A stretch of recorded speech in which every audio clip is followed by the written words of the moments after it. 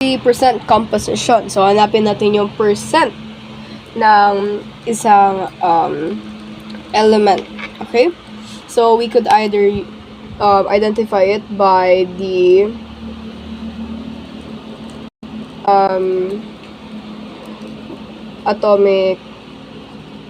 the given atomic mass, or B, the chemical formula. Okay? So, sa atomic mass, dito, ang formula niya is atomic mass, i-over natin siya sa compound mass. Ibig sabihin yung compound mass, pinag-plus mo lang lahat ng mass ng given. For example, si carbon natin is 12.01. Hydrogen natin is 1.01. So, ang ating compound mass ay magiging, kailangan ko pang yan, So, magiging 13.02 ang ating compound mass. Yan yun. However, dito sa chemical formula, iba. Pare, C2H. Okay? So, yung C natin, kukunin, katulad rin ng maghanap tayo ng molar mass. Hanapin natin yung molar mass nila sa unang part. Diba ganun maghanap ng molar mass sa mole? When we look for the molar mass, no? Magiging ganyan. So, yung H natin is 1.01 lang. So, kasi C2, ibig sabihin dalawang C. So, times 2 mo yan.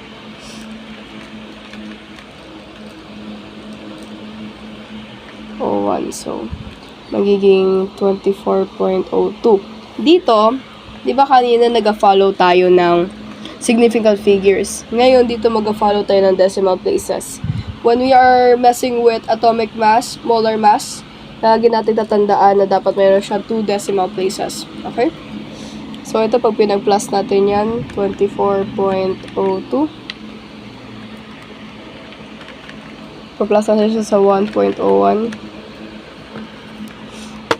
1.01 magiging 25.03 ang ating molar mass. So, ang gagawin natin sa mga molar mass na yan ay ganito yung formula niya. Sa chemical formula, ang susundin natin na dyan para mahanap yung percent composition is yung atomic weight will be over, atomic weight ibig sabihin ito, yan, will be over the molar mass, which is this. Yan. However, dito, yan. Okay? Yan ang susundan natin. 8.20 gram piece of magnesium combines with 7.40 grams of oxygen to form a compound. What is the percent of the compound? I forgot to mention earlier na dapat dalawa sila, lahat ng percent mag-i-equal sila kay 100. So, dito pag hinanap niyo yung percent ng compound, dapat 100% siya. Okay? So, of course, 8.0 of percent of Mg is equal, purahin muna natin to. Percent of Mg is equal. Diba ang formula natin pag ganyan given yung mass? Hanapin natin yung, diba? Ito yung atomic mass. At dito yung compound mass. So, ang compound mass is pa-plus lang natin yung 8.20 kay 8.20 kay 5.40. So, magkakaroon tayo ng 13.6. Pero, ang sinasabi ko kanina, kailangan natin lagi, when we are messing with molar mass and atomic weight or atomic mass, we need to have 2 decimal places. 13.6 lang to. So, lalagyan natin siya ng 0 para sumunod tayo sa rule. Okay? At grams, meron rin tayo 8.20 8.20 grams to 13.6 grams, which is the molar mass. Sorry, nakat. So, over natin siya. 8.20, 13.60. So, So, 13.6 lang yan. Pero 13.60 kasi we are going to follow the decimal places. Pag atomic mass and molar mass ang pinagkakailamanan natin or pinaglalaroan natin or we're solving it, then we need to follow the decimal places of 2. So, ito ay magiging 60.294. But this only requires 2 decimal places. So, 60.29% mg. Okay? Next, ay doon tayo kay oxygen.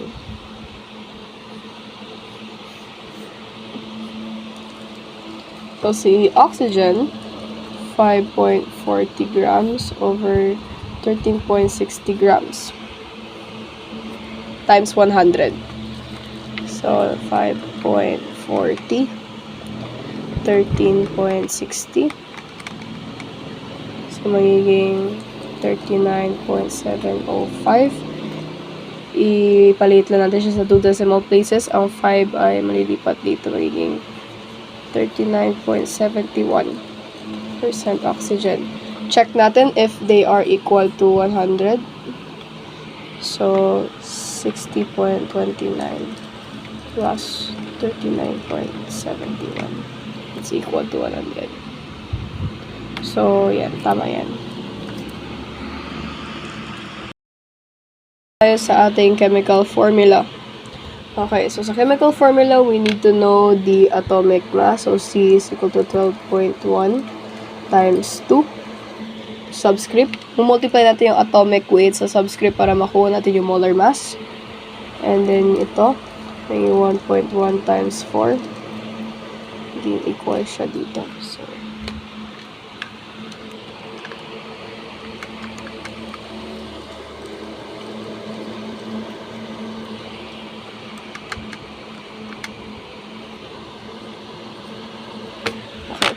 so, i-add natin yan. 1.04 plus 24.02. Magiging 28.06 grams per mole. Okay? So, dito, 12.01. So, sa C, diba? Over 28.06 grams per mole. Grams per mole. Magiging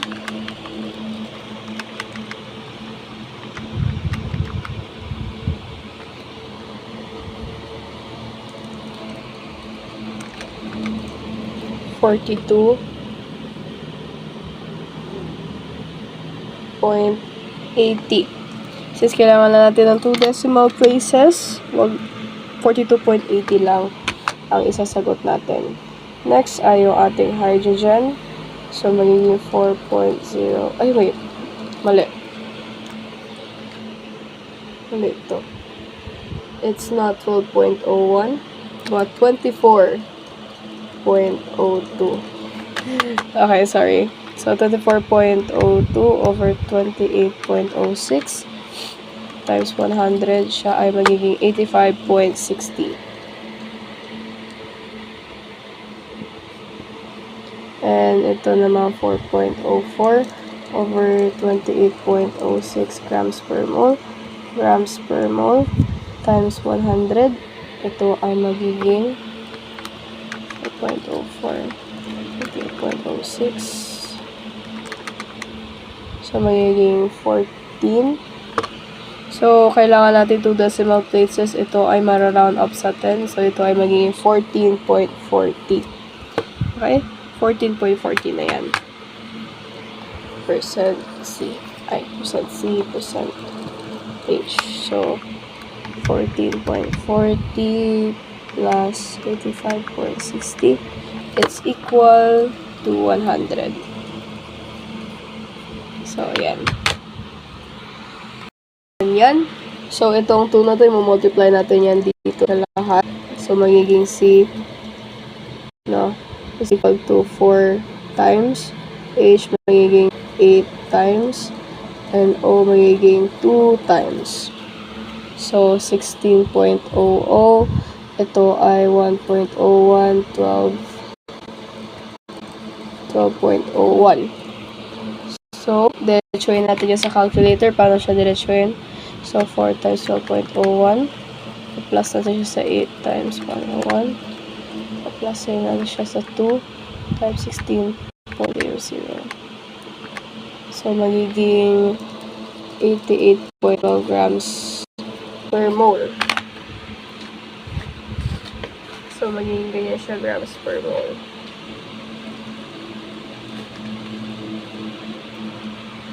Okay, so pagkatapos niya, start tayo.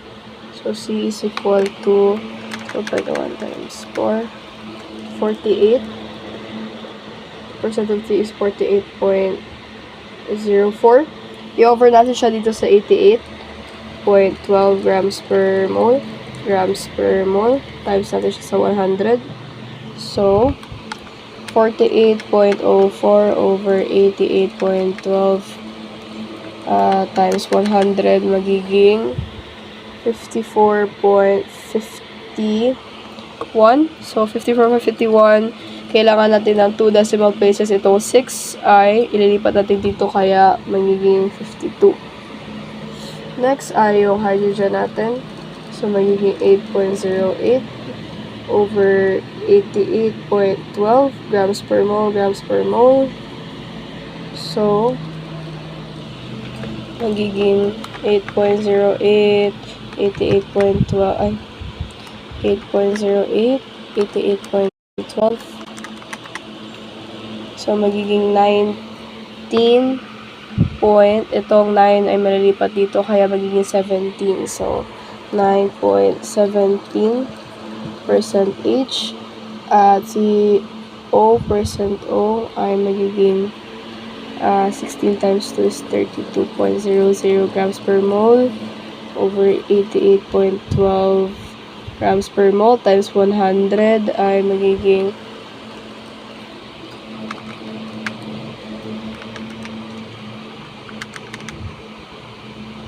magiging 36.31% O.